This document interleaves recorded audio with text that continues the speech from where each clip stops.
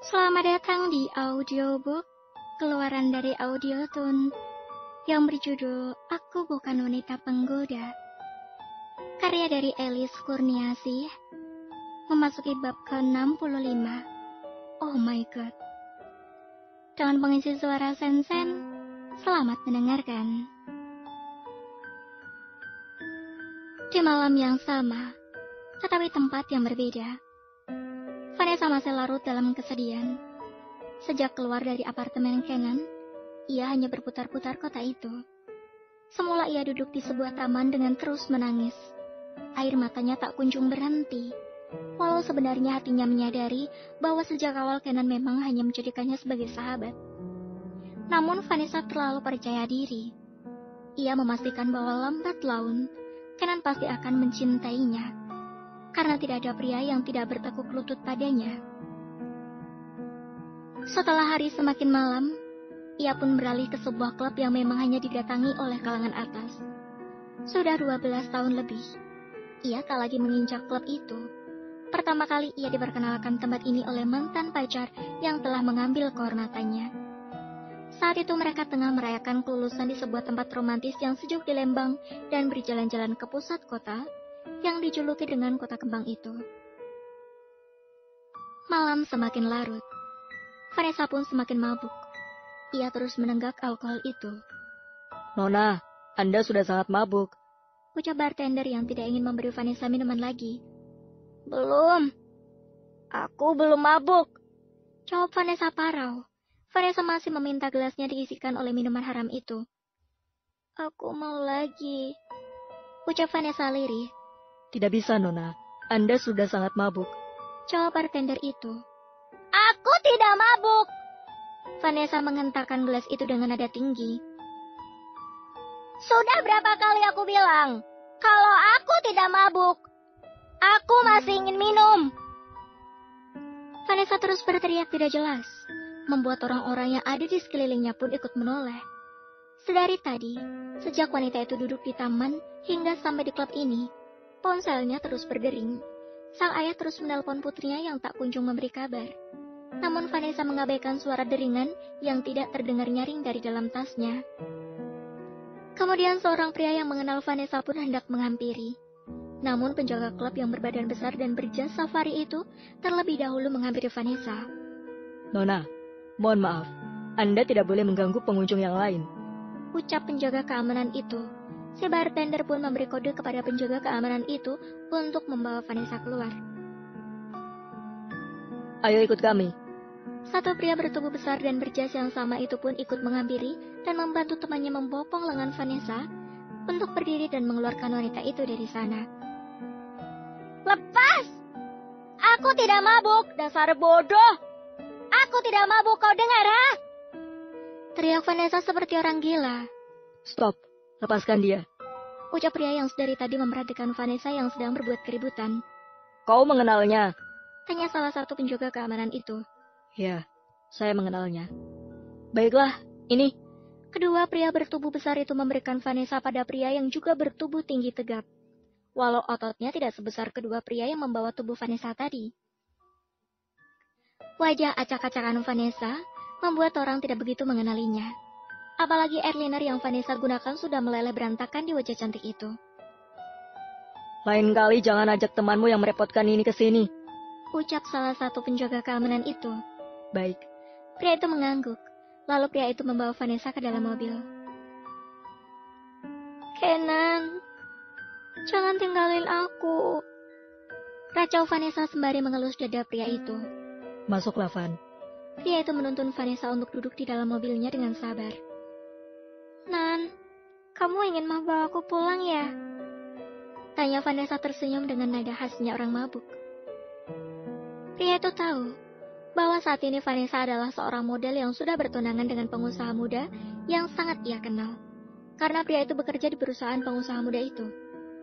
Nan, aku rindu kamu. Vanessa menggelayut manja ke tubuh pria itu. Ya, aku pun merindukanmu, Van.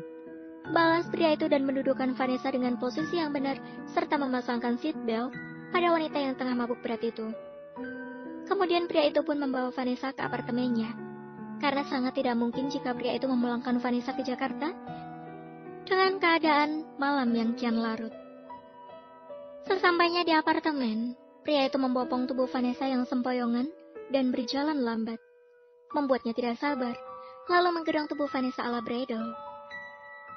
Kita berteman sejak kecil, Nan. Aku yakin kamu juga mencintaiku.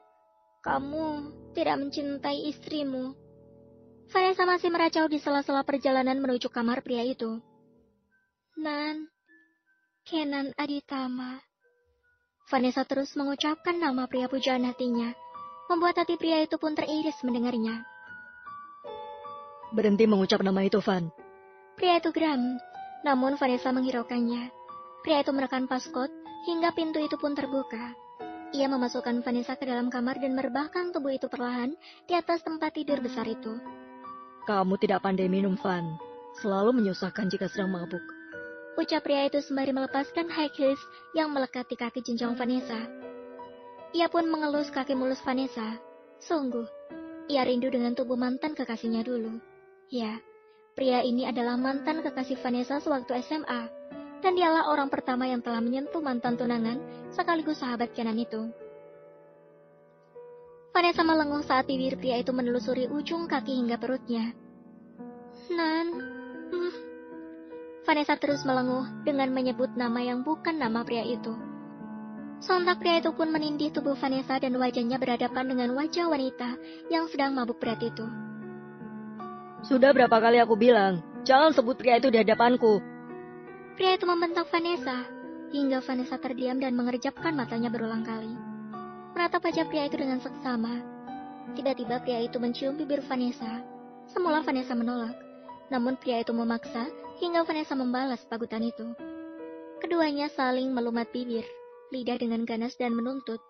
Vanessa melenguh saat napasnya sudah terasa hampir habis. Pria itu pun melepaskan pagutan itu. Aku merindukanmu, Van. Sangat rindu. Ucap pria itu. Vanessa masih tidak sadar siapa pria yang tengah menindihnya. Ia terus mengerjapkan kedua matanya ke arah pria itu. Otaknya ingin menolak, karena tubuh dan parfum yang pria itu gunakan bukanlah parfum dan tubuh pria pujaannya.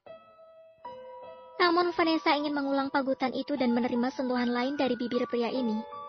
Pria itu terus menelusuri lekuk tubuh yang pernah ia rasakan sebelumnya. Hingga akhirnya penyatuan itu pun terjadi lagi untuk ketiga kalinya. Karena setelah melakukan untuk pertama kali pada waktu mereka masih remaja.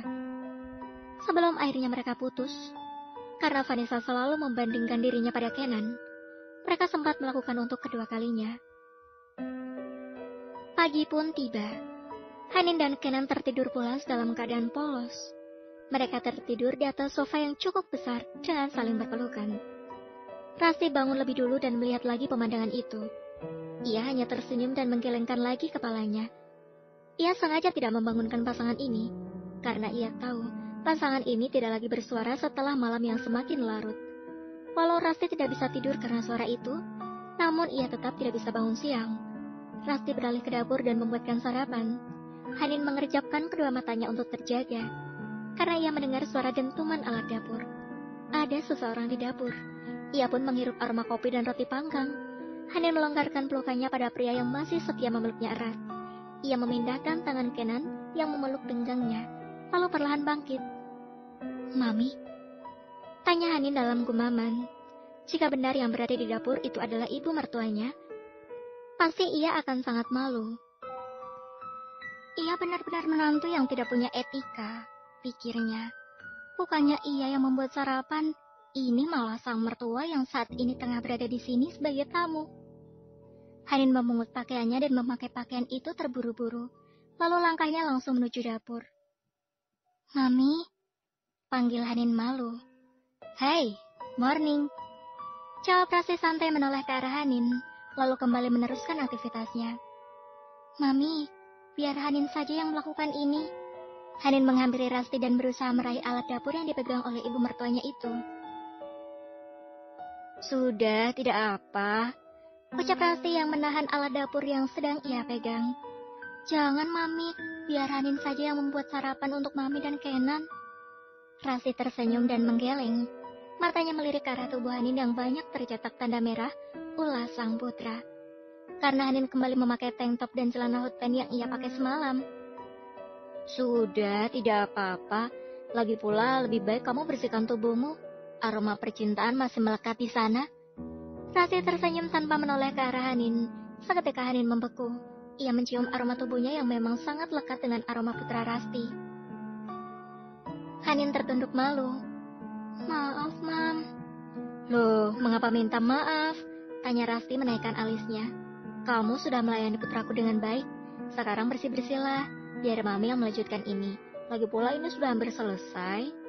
Rasti menunjuk roti panggang yang terjejer rapi dan siap untuk disajikan. Terima kasih, Mam. Hanin perlahan mendekati Rasti dan dengan ragu mencium pipi mertuanya. Ia rindu melakukan ini. Ia rindu mencium seorang ibu. Rasti menepuk pipi Hanin dari samping. Iya, sama-sama. Mandilah, bau putraku sangat melekat di sini. Ledak Rasti. Hanin tersenyum dan langsung masuk ke kamarnya untuk mandi. Sementara Kenan baru terbangun setelah beberapa menit kemudian. Ia memungut boxernya dan memakai pakaian itu. Ia berjalan menuju meja makan. Sudah terlihat sang ibu tengah merapikan meja itu. Meja yang semula kosong, tiba-tiba sudah terisi oleh makanan. Hai Ken, Rasti menoleh ke arah putranya yang masih bertelanjang dada. Hai Mam. Jawab Kenan santai sembari menyugarkan rambutnya ke belakang. Sepertinya tidurmu nyenyak sekali. Ledek Rasti. Iya Mam, sangat nyenyak. Jawab Kenan yang tidak menyadari bahwa aktivitasnya semalam bersama sang istri membuat sang ibu tidak bisa tertidur nyenyak. Mami juga nyenyak tidurnya. Tanya Kenan yang berdiri sembari memegang sandaran kursi makan itu. Rasti duduk dan hendak menuangkan kopi. Ya, tidur Mami tidak pernah senyenyak semalam. Kenan tersenyum. Baguslah kalau begitu. Kenan tinggal dulu ya Mam. Ken ingin mandi, rasanya gerah sekali tidur di sofa. Rasti tersenyum dan mengangguk. Putranya semakin pandai berbohong. Oh iya Ken, panggil Rasti saat Kenan hendak meninggalkannya. Kenan langsung membalikkan tubuhnya dan menatap wajah sang ibu. Ya Mam. Hari ini apa rencanamu? Tanya Rasti. Kenan ada meeting sebentar di kantor Aditama Esport. Ken ingin memperkenalkan Hanin sebagai istri Ken di hadapan para karyawan Ken di kota ini. Karena Hanin pernah bekerja di sana. Lalu Ken akan mengantar Mami pulang, dan sorenya Ken ada janji untuk konferensi pers. Kamu akan memperkenalkan Hanin pada media? Tanya Rasti. Kenan mengangguk. Sudah tidak ada lagi yang ditutupi, Mam. Jika James beraksi? Tanya Rasti lagi. Kenan akan hadapi. Rasti pun tersenyum, dan Kenan membalas senyum itu, lalu pamit ke kamarnya. Hanin yang sudah rapi dan terlihat segar itu berdiri di ambang pintu kamar dan mendengar percakapan ibu bersama putranya itu. Ia tersenyum saat langkah Kenan semakin mendekat ke arahnya. Sungguh, semakin hari ia sangat mencintai pria ini. Morning. Ucap Kenan sembari melingkarkan tangannya pada pinggang sang istri yang berdiri di hadapannya. Kamu meninggalkanku lagi? Kenan tidak suka jika Hanin terbangun lebih dulu dan tidak ada di sampingnya saat ia membuka mata. Maaf Ken, aku mendengar Mami memasak di dapur. Jadi aku bergegas bangun dan ingin menggantikan Mami. Tapi Mami melarang dan menyuruhku untuk mandi karena katanya bauku seperti baumu. Mami tahu semalam kita... Kenan tidak melanjutkan perkataannya. Hanin mengangguk. Sepertinya begitu.